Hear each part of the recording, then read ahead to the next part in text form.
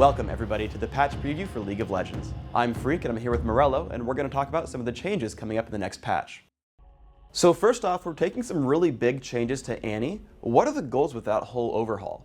Annie at level 6 is probably one of the biggest nightmares in our entire game. Pretty much from level 6 on, she gets weaker and weaker towards the end of the game until she is regulated into a really stun bot. So what we did is the typical want to make it better late game kind of changes, which is lower the bases a little bit and up the AP ratios. Annie has really outdated mana costs, so we just wanted to take those mana costs down so that if you do burst and manage to live through some of the fight and can contribute longer, you're actually rewarded by being able to continue to pump out damage. Tibbers has always been kind of a giant AoE nuke that also kind of gives you this pet, so we really wanted to make Tibbers feel impactful and powerful, so we really buffed up his numbers, especially as you rank him up, his survivability, his damage. Those things are all being improved.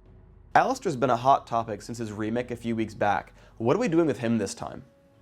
While we're happy with the direction of having him have a little bit more offensive punch and be able to actually go out and do some damage and feel a little heroic, we just gave him way too much damage. So we have to take those AP ratios down. They're really overpowered right now. The base damage on Headbutt is partially a contributing factor to some of the early game bursts he has, so we need to also take a little on the base there. Originally, Alistair was really an initiation CC and support tank, and while he still has some of that flavor, now that he actually has some meaningful damage and damage scaling, that health per level is unnecessary power that's not providing a lot of gameplay for him, so we're going to take that down more to what you'd see in a standard tank. Aurelia's also been a really common topic of discussion. What are we changing on her exactly? Since she is still highly sustainable, we're going to push some of the damage on the Q down, which is contributing to a lot of her upfront burst. You know, if she's going to stay in there, heal up, sustain, have some tankiness, have that CC reduction, the burst is just not an acceptable portion of that whole trifecta there, so we needed to take the burst down. Then we did a lot of work on the Transcendent Blades. We want you to build offense, but there's kind of a couple of different build paths on the offense, so we wanted to make you feel good for using either of those for AP or AD, so it now is additive and takes your AP and AD together to add to the damage of Transcendent Blades.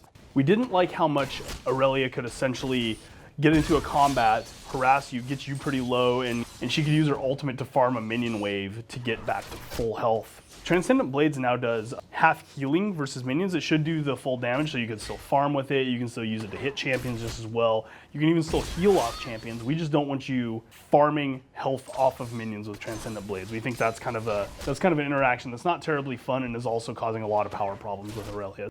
So when you're fighting Aurelia and you go, man, she's really killing me, you don't have a good, clear insight into what items you should be building. We wanted to fix that by taking the magical damage portion off of Transcendent Blades and turning it into physical, so that armor should be kind of the obvious answer of how you defend against Aurelia. Hextech Revolver is getting changed this patch as well. What's our goal with that? We decided to go with unique passive on it instead of nerfing the number. The reason being it's hard, if not impossible, to make a stacked version of that item feel not overpowered or balanced and make a single version of that item feel good and satisfying as well. It keeps us from allowing us to make Hextech Revolver feel good to just get one on a caster, and we'd like to be able to do that. Kog'Maw is getting some really cool buffs this patch. What are we aiming at with these? How people are actually playing Kog'Maw effectively is they're using proc and attack speed and heavy magic damage builds on him. So we have this armor shred on his Q, which really just isn't helping him at all. So we thought it was a pretty obvious change to go ahead and let that shred MR instead. We increased the range by a little bit because Kog is a very unsafe long-range champion, and as soon as somebody's close enough to really use the Q, you're probably going to die. Give him a little shorter cooldown on the W, which we also feel is really core to his kit. He's really reliant on that W to be up to do meaningful damage, especially in these magic proc builds. So we wanted to make that more available more often. We widened the E pool for the goop quite a bit. The point of that is to give him, since he doesn't have an escape, he has to rely on that E to slow champions who are on the way to come get him before they get there. This should let you use it reactively a little bit better. So the newest champion, Vayne, is getting quite a lot of changes to her. What are we aiming at with these nerfs? First, let's talk about the Q's mana cost.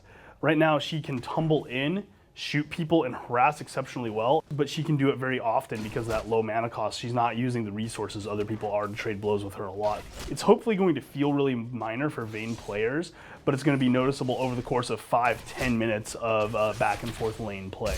We wanted to lower the true damage on W a little bit.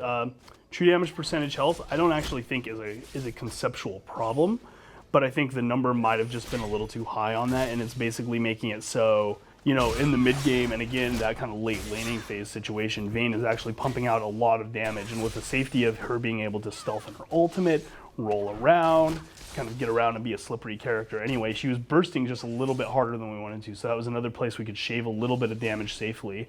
And for Condemn, there's a lot of just shoot E at the dude and do damage, and this skill should be about that pinning to wall play wherever possible, so to encourage that, we're removing a little bit of damage off of just shooting a guy with it straight up. These nerfs together, as a whole, should make Vayne's overall burst feel lower, and since her sustain is already very good, I think that's acceptable. Thanks for tuning in to the League of Legends patch preview. Please subscribe to the Riot Games YouTube channel up top, and let us know down below in the comments what improvements we can make to this series.